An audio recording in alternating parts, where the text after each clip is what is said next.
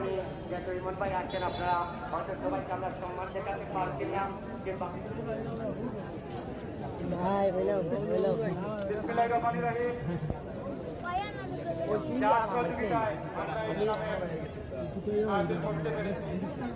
তিনি হলেন জনাব বিএনপি যুদ্ধ আদায়ের সম্পাদক জনাব সিদ্দিকুর রহমান পাপলু, যিনি আগামী দিনে কান্ডারি জনাব সিদ্দিকুর রহমান পাপলু। তিনি আমাদেরকে কত পুরস্কার দিয়েছেন এবং উনি আমাদের নেতা কান্ডারি। আপনারা কালকের খেলায় উনি আমাদের মধ্যে উপস্থিত হবেন। কালকের খেলাটা আরো উত্তেজনাপূর্ণ ম্যাচ এবং সংকটপূর্ণ ম্যাচ। আপনারা আসবেন।